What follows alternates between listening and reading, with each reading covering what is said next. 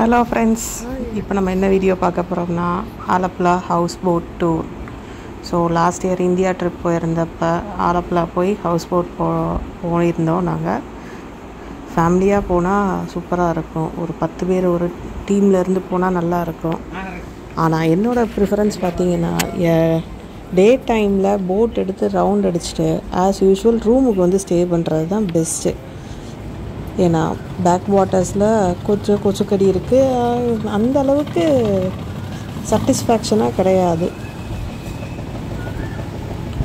Maybe ஒரு 10 to 15 members போயிருந்தால் ஜாலியாக ஈவினிங் பொழுது போயிருக்கோம். ஸோ இதுதான் என்னோடய சஜஷன். ஸோ என்ன பண்ணோன்னா, ஆல்ரெடி இது புக் பண்ணியாச்சு. முதல்ல ஒரு 10 days பிஃபோரே புக் பண்ணியாச்சு ஆன்லைனில் நம்பர் எடுத்து. ஒரு ரூம் இருக்கிற மாதிரி boat, single room boat provide பண்ணியிருந்தாங்க. சில போட்ஸில் எல்லாம் 4 or 5 ரூம்ஸ் இருக்கிற மாதிரி பெரிய டைனிங் ஹால். அதுதான் நம்ம அந்த முன்னாடி போகிற போட்ஸ் எல்லாம் அப்படி இருக்கிறது. அது அந்த 15 மெம்பர்ஸ் வர ரொம்ப ஈஸியாக இருக்கும் அவங்களுக்கு. ஸ்டார்டிங்கில் எந்தூசியாஸ்டிக்காக நல்ல ஜாலியாக இருந்தது உள்ளே போகிறப்ப. அதுக்கப்புறம் கொஞ்சம் ஒரு ஈவினிங் ஆக ஆக என்னடா இப்படி தானே இருக்குது ஒரே மாதிரி. எனக்கு தெரிஞ்சு இன்பிட்வீனில் எதுவும் நிறைய டூரிஸ்ட் ஸ்பாட் காமிச்ச மாதிரி இல்லை. ஸோ நான் இந்த போட் ஹவுஸை ப்ரிஃபர் பண்ண மாட்டேன். என்னோடய சஜஷன் படி சும்மா போனோமா ஒரு 1 day டே டைமில் போட் எடுத்துகிட்டு ரவுண்ட் அடிச்சுட்டு ரிட்டர்ன் வந்துடணும். கரெக்டாக 12 மணிக்கு தான் செக்இன் டைம். அதுக்கு முன்னாடி போட் எடுக்க மாட்டாங்க. ஸோ அப்படி இப்படின்னு செக்இன் பண்ணி கிளம்புறதுக்கே 12:30 1 ஆயிரும். உள்ளே போனோடனே ஒரு வெல்கம் ட்ரிங்க் கொடுத்தாங்க. ஸோ வெல்கம் ட்ரிங்க் கொடுத்துட்டு அப்படியே போயிட்டே இருந்தோம். போயிட்டுருக்கும்போது அந்த லகூன் சைடு, ஐ திங்க் இது லகூன் தான் நினைக்கிறேன், பேக் வாட்டர்ஸ் ஃபுல்லாகவே. ஸோ அங்கே வந்து ஃப்ரெஷ்ஷாக மீன் விற்கிறாங்க. இறால் எல்லாமே எல்லாம் இவங்களோட டைப்ஸாக தான் இருக்கும், ஃப்ரெண்ட்ஸ் அண்ட் ஃபேமிலிஸாக. ஸோ அப்போ அந்த இடத்துக்கு இவங்களுக்கு வேணுமான்னு கேட்குறாங்க. ஆல்ரெடி இவங்க வந்து மெனுவில் நம்மளோட ஐல மீன் கும்பலா அது ப்ரொவைட் பண்ணுறாங்க. அது போகாட்டி நமக்கு வேணும்னா என்ன செய்யலாம், வேணுங்கிற உங்களுக்கு என்ன தோணுதோ நண்டோ மீனோ இறாலோ எதுனாலும் வாங்கி கொடுத்தா அவங்க சமைச்சு கொடுப்பாங்க. அதுக்கு தனியாக பே பண்ண வேண்டிய அவசியம்லாம் கிடையாது. ஸோ அவங்க சமைச்சு கொடுப்பாங்க. ஸோ நாங்கள் இன்பிட்வீனில் நிப்பாட்டி என்ன வாங்கினோம்னா ஒரு அரைக்குலா வாங்கினோம். ஏன்னா மீனே சாப்பிடாத ஊரில் இருந்து போனோம் இல்லையா, அதனால அரைக்குலா வாங்கினோம். மதுரையிலேருந்து போனனால அது ஒரு ஆசையாக இருந்தது. இதே டேரெக்டாக ஸ்ரீலங்காவிலேருந்து போயிருந்தால் அந்த மீன் வாங்கியிருக்கவே மாட்டோம். ஸோ அதுவும் ஜம்போ ப்ரான்ஸும் வாங்கி கொடுத்தோம். அவங்க சமைச்சு கொடுத்தாங்க.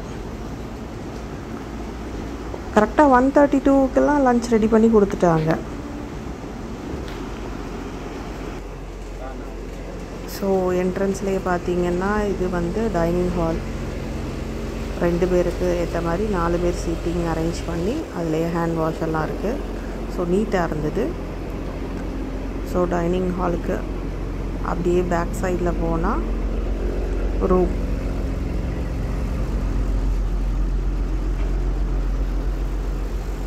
ஸோ பெரிய ஒரு டபுள் காட். நீட்னஸ் நல்லா இருந்தது, க்ளீனாக இருந்தது. இருந்தாலும் நமக்கு ஃபேவரட் பிளேஸாக அது ஆகலை. அதுதான் அதோட ரீசன். So attached bathroom. காலையில் 8 மணிக்கு கொண்டு வந்து நம்மளை எங்கே ஏற்றுனாங்களோ அதே ஸ்பாட்டில் இறக்கிடுவாங்க.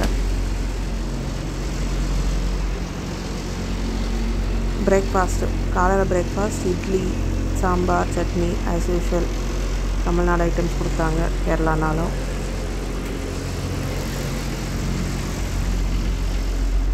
அப்படியே வந்தோம்னா பேக் சைடில் கிச்சன் சூப்பராக நீட்டாக அந்த அங்கிள் மெயின்டைன் பண்ணியிருந்தாங்க. அங்கிளோட நேம்ஸ் எல்லாம் மறந்துட்டேன். உள்ளே நம்ம வந்து செக்இன் ஆனதுக்கப்புறம் தான் குக் பண்ண ஸ்டார்ட் பண்ணுறாங்க. இது அவங்க வாங்கி வச்சுருந்த கும்பலா மீன். இன்டோர்லேயே ஃப்ரிட்ஜ் இருக்குது, சாம்சங் ஃப்ரிட்ஜ். எதுவுமே அவங்க லோட் பண்ணல.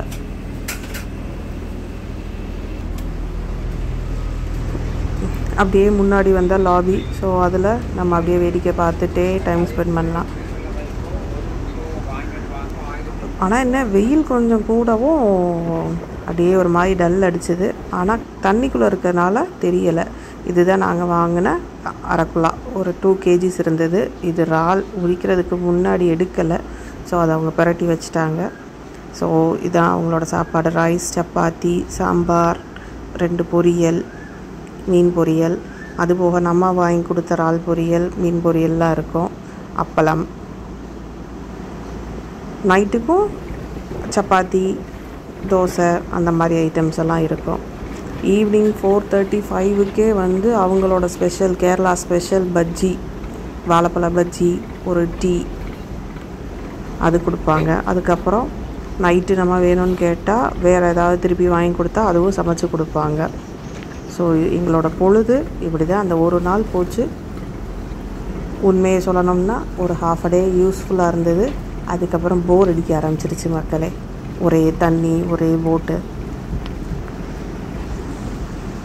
அதனால தான் நான் சொல்கிறது, போனோமா போட் எடுத்தோமா ஒரு ½ டே, ஒரு 5 to 6 hours ரவுண்ட் அடிச்சுட்டு திருப்பி ஷோருக்கு வந்து படுத்து தூங்கிடணும். நம்ம புக் பண்ண ஹோட்டலில் இந்த போட்லேயே படுத்து தூங்குறதுங்கிறதெல்லாம் என்னை பொறுத்த வரைக்கும் நோ. ஸோ இந்த ரைடெல்லாம் எங்களை கேட்டாங்க, நாங்கள் வேண்டான்னு சொல்லிட்டோம். தண்ணிக்குள்ளே விழுந்த யார் காப்பாற்றுறது மக்களே? நம்ம உடம்பு சைஸுக்கலாம் ஆசை தான், யாரை விட்டுச்சு?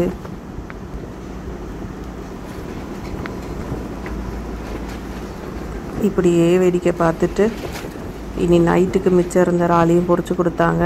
சப்பாத்தி எல்லாம் சாப்பிட்டுட்டு வீடியோ எடுக்கிற மூடும் போச்சு மக்களே. புதுசாக ஒன்றும் இல்லைன்னு வீடியோவும் கண்டினியூ பண்ணலை. இந்த வீடு அழகாக இருந்தது, அதை ஒரு ஃபோட்டோ எடுத்து வச்சுருந்தேன். ஸோ நாங்கள் கிளம்பிட்டோம். அடுத்த நாள் காலையில் 8க்கு வந்துட்டு ஊரை பார்த்து கிளம்பி வந்தாச்சு. ஓகே மக்களே, பாய்.